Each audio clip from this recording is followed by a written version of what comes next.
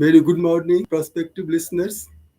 You are welcome to this stream of mine, which is about man's ravages against nature, and that act to be related to the subject matter and projection of the similar theme in one of the poems of a great English poet, William Cowper. The title of the poem is The Poplar Field.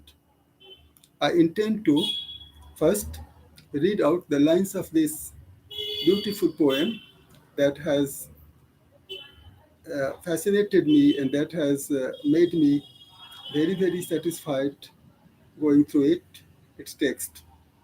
I read it out to myself regularly. I mean by the word regularly, whenever I feel some of the good things in nature, and that because of the good efforts of some people in the community or other volunteers that I don't know, then I get reminded of the great message that this poem gave me, or this poem might have given to thousands upon thousands of people. Uh, William Cowper was born in England, and he studied all kinds of subjects, and he also studied the classics. He translated Homer, and then he started making use of his knowledge that he has gained through the studies of the subjects in laws. He practiced some extent. To some extent means he took up some cases, but he couldn't stay on for a long time. He retired and he devoted himself to writing poetry, particularly the poetry of the rural areas, the poetry based on the things mysterious as well as obvious, inspiring as well as overawing in nature. This simple poem is written in 5 stanzas, and the poem's theme is the diminishing happiness in the short life of human beings. Our life is very short, but shorter is the enjoyment that we get in our life. So the poet laments what has gone wrong, and he pinpoints the wrong that has gone. The wrong is that we have not been acting judiciously.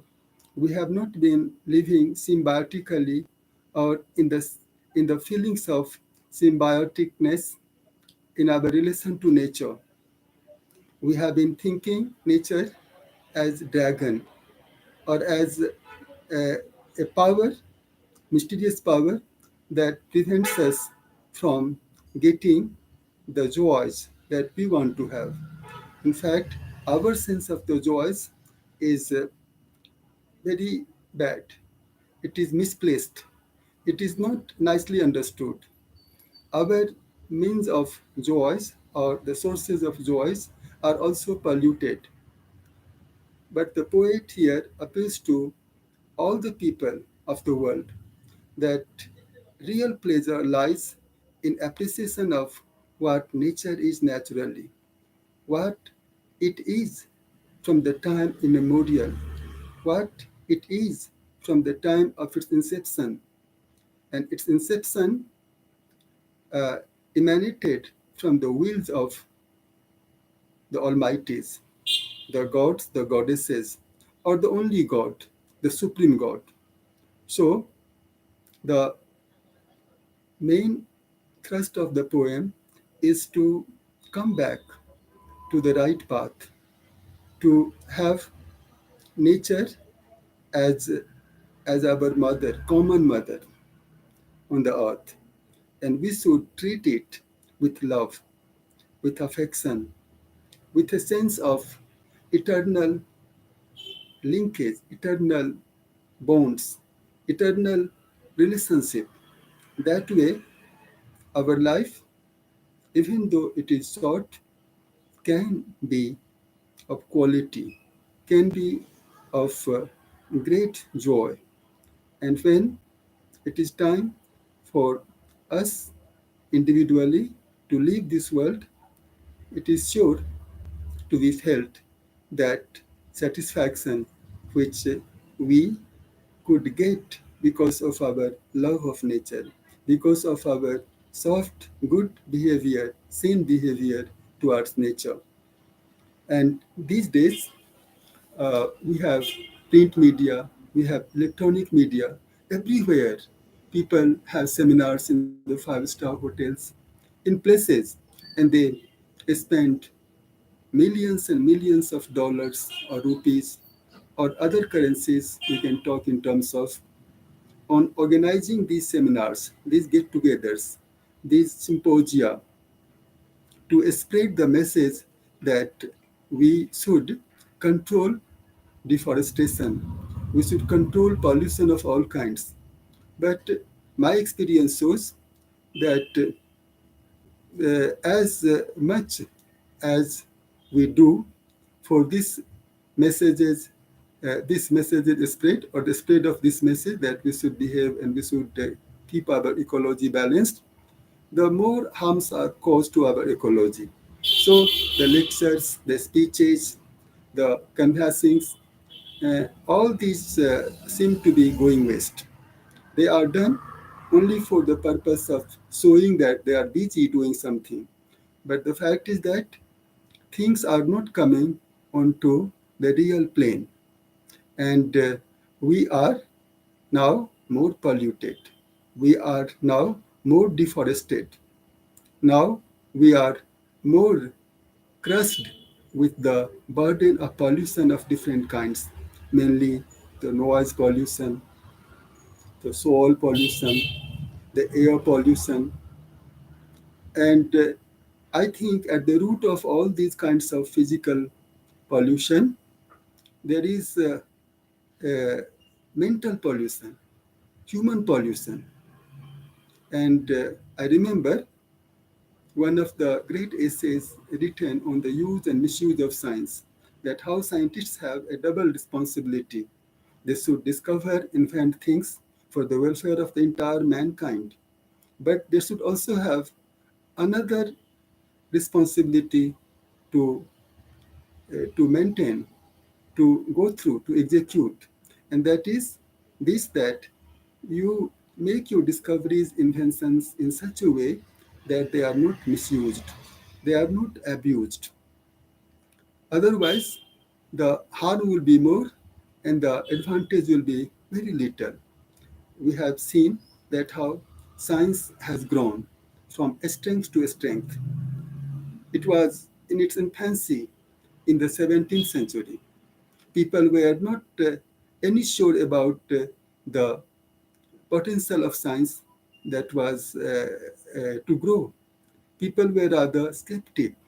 So the scientists, young scientists at the Oxford and Cambridge, talking in terms of modern scientists, they had to work silently.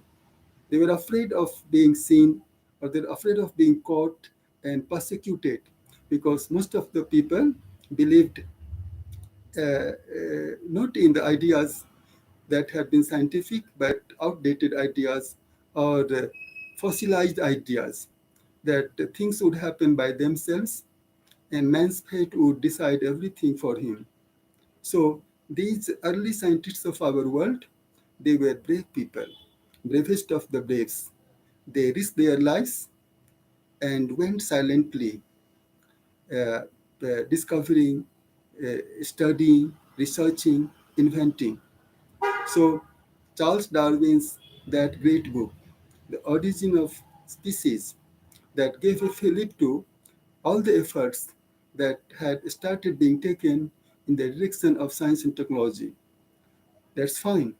In the 20th century, it was seen that advances had been made so surprisingly and so marvelously in the medical sciences, in the physical sciences, in navigation, and all that.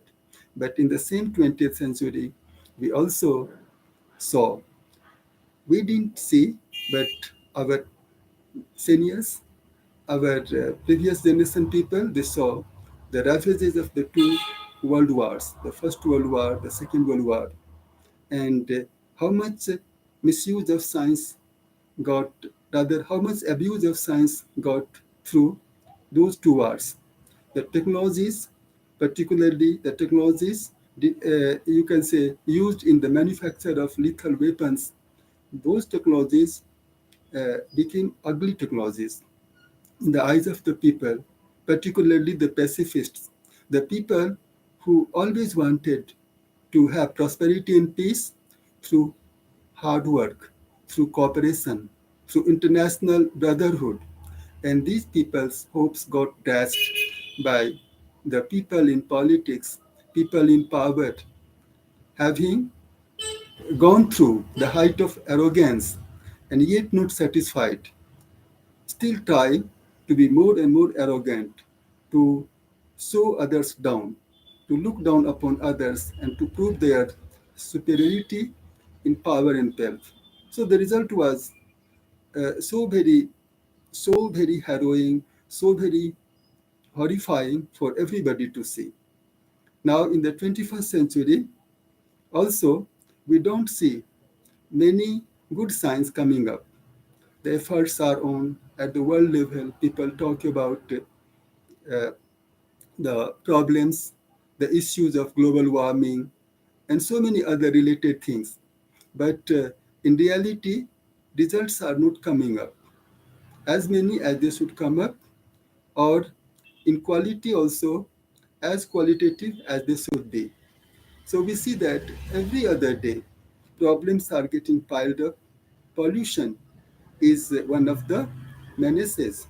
Recently, Delhi is reported to have gone into a kind of hell, hellish condition, in the kind of hellish condition. People find it difficult to breathe in, and everybody is speaking about this problem, but nobody has the guts to introspect, to see within how this pollution problem has come to such a pass, such an aggravated situation it has given rise to. Everybody is responsible, particularly those who are in majority. The minority people, 5 to 10%, judicious people, and they are judicious, they are wise, they are far-sighted, and they always speak against the ravages of man, against nature. They always try, but they are in minority. They are not heard. Good people's voices are generally not heard. You have to be sponsored by the media, the print media, electronic media, and other, you can say, internet media that have come up. And these people are generally people of trade and commerce. They are business people. They are showmen. They do the shows and they invest the money and they reap the rich harvest of profits. If such people are at, you can say, the vanguard, are at the center, then good things cannot happen. I remember one of the poems of W.B. Yeats, The Second Coming. And in that poem, he gave some lines to us. And I'm only sharing the sense of those lines, that the worst people are at the center, they are in power, they are ruling. They are ruling the roosts everywhere throughout the world. And the great people, really great people, good people, the best people, having foresight, having faith in the makers of this universe. And these people are very few, scattered, cornered, and they suffer. They don't come together. Maybe certain conspiracies are against their efforts to come together, or maybe that is innate, that good people, they find it not convenient to come together because of several situations, circumstances beyond their control. So even now, in the 21st century, we have the dangers that we can't count. We have nuclear war, the Third World War, every now and then. Some countries that had been poor some 50 years ago, 60 years ago, now they have had resources through business, trade, and tricky diplomacy. And these countries think that now they are the gods, or they are the ones ruled by the godlike people. And they go on creating disharmony, all kinds of conflicts are arising. How long can we survive in such a situation? How long can we survive in, you can say, apprehensions of a very bad future? How long can we live in peace without having any rays of hope for the future? Every now and then, uncertainty thickens over us. What will happen tomorrow? We don't know. And each powerful country is suspicious of the other. And the poor countries or the smaller countries, they are also getting onto the bandwagons. From wherever they get money, they get resources, they start supporting these centers of power. And honestly, no society is working. Why should we vote for a person who has given us money? Why should we vote those who have tempted us in one way or the other? So many things are there. Means the whole world. I appeal to the whole world. I have been a teacher. I have been a university teacher for so many years. I have met many professors from America, from England, from India, and I have spoken to them, and I have had some satisfaction that some of the points that I raised during my conversations, discussions with them, they appreciated. I have written poems, I have written stories, and they have liked. So I think I have, to some extent, some ground to speak about the issues that are relevant to be discussed throughout the world. So I appeal to the intelligentsia, the scientific community, the medical community, and all the people who are in power or who aspire to be in power and who have at least some desire to get this world to a better position, to elevate it. Instead of talking about settling somewhere else in the space, in space stations, on the moon, on the, you can say, other planets, it is our duty to see that this earth of ours, this beautiful mother earth planet, this should be first beautified. It should be made heaven-like. And then we can have other places for the habitation of human beings and for the habitation or for the birth of other kinds of creatures there. So now I would like to read out the beautiful lines of this poem. And I love these lines. And I hope many of you will love to read these lines. And if you get a copy of this poem, please read it at intervals. You'll be reinforced with the idea of how important it is to save nature, to love nature, not to harm it. Because harming nature is not harming nature, harming ourselves. It's kind of suicide. And that's why my appeal is to all of you that read the lines of this poem. The title is The Poplar Field.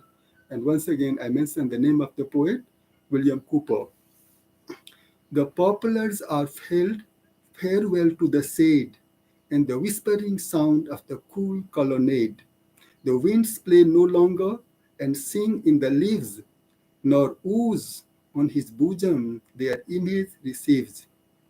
12 years have elapsed since I first took a view of my favorite field and the bank where they grew. And now in the grass, behold, they are laid, and the tree is my seat that once lent me a shade.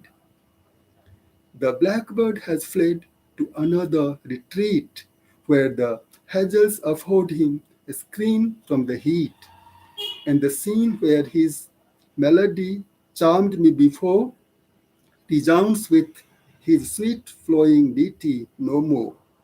My fugitive years are all hasting away, and I must all long lie as lowly as they, with a turf on my breast and a stone at my head, or another such grove shall arise in its stead.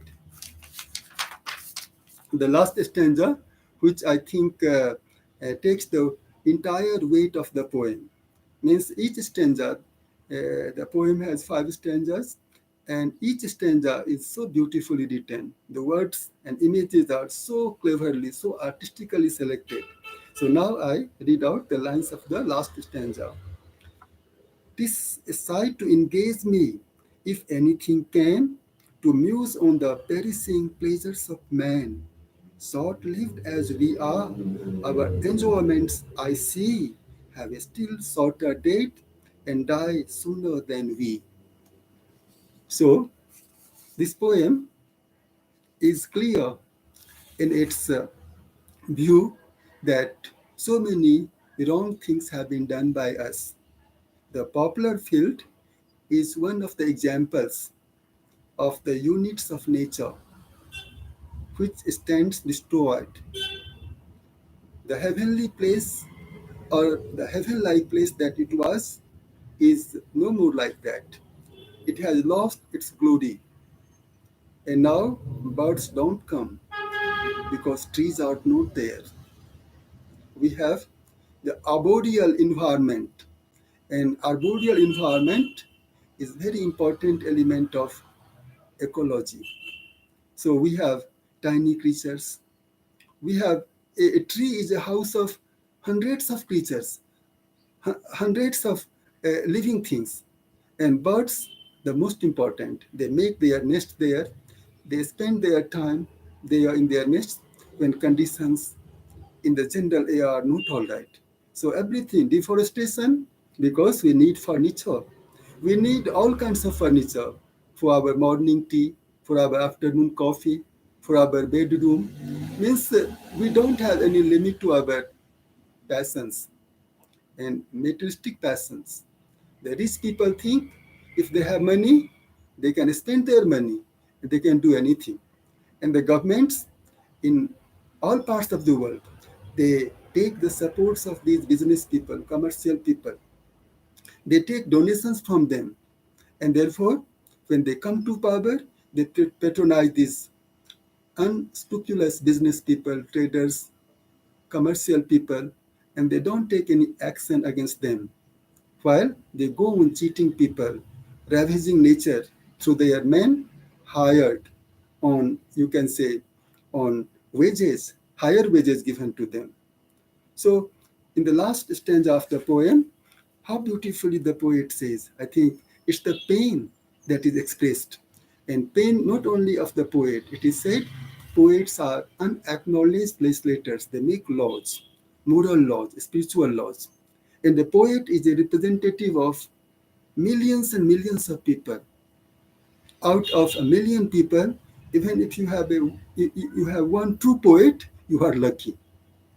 As Francis Barron said, that most of us, we boast of having many friends, 100 friends, 200 friends, 500 friends.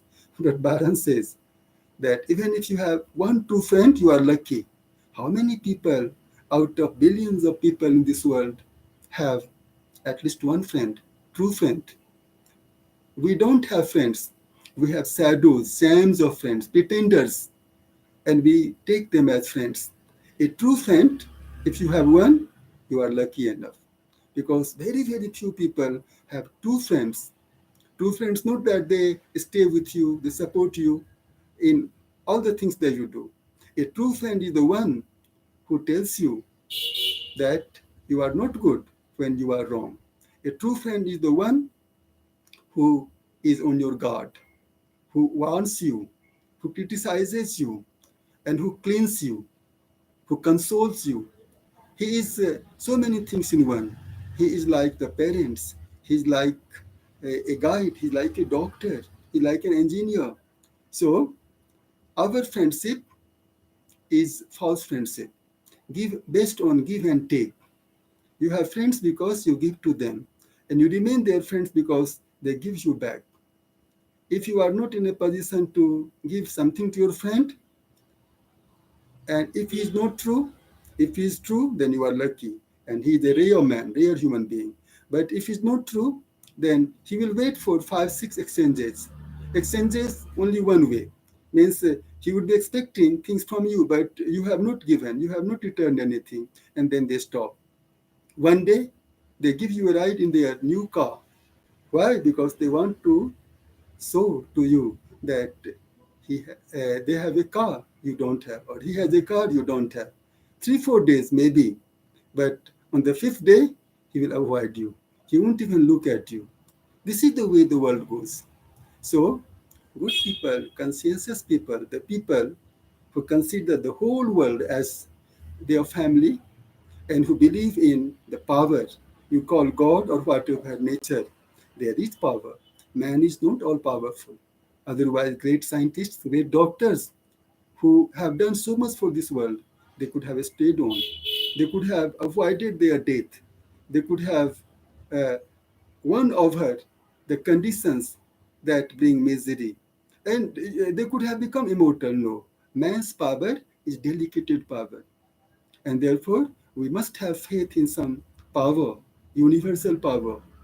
That power doesn't take action against the wrongdoers immediately, but that power takes action when it is time, when that power thinks it is the right time. So that power gives loose rope to all of us. Those who are sane, good, or those who want to correct themselves, they come back, and then they they care they care the rod of the Almighty. But most of us, we are blind to what is good, and we are extremely alert, extremely conscious, or extremely attracted to things that are divisive, or that are, suppose, polluting, or that are something that bring to us only, only dangers, only diseases, and only frustration. So, see, again I read out. Short lived as we are, our enjoyments I see have a still shorter date and die sooner than we. So, I think that this poem is a great poem. And the lines within this poem are great lines. And all of us should behave, and all of us should even commit to memory, our memory, these lines, and we should recite to our younger generation people, our sons, daughters, our brothers, so that a kind of rejuvenation, a kind of resolution is taken by all of us, that let us get started on the task of making this earth a really better place, a really beautiful place by living naturally. We shouldn't be artificial, we shouldn't be arrogant, we shouldn't be mechanical. Don't live mechanical life, spurious life, false life. True living, living according to the conscience. And somebody has said that somebody must have been extremely scholarly, extremely wise, that do unto others as you want others to do unto you. So if we want to live happily, we should not create any problem in the ways of other people's happiness. If we want to live healthily, then we should not do anything that endangers the health of others. So, on this note, I would like to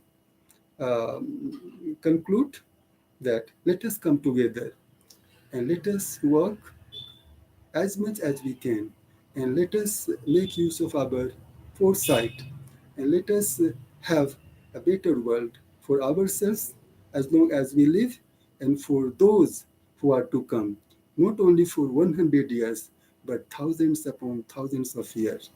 Glory be to God, and long live our world, long live humanity. Thanks a lot. Bye bye.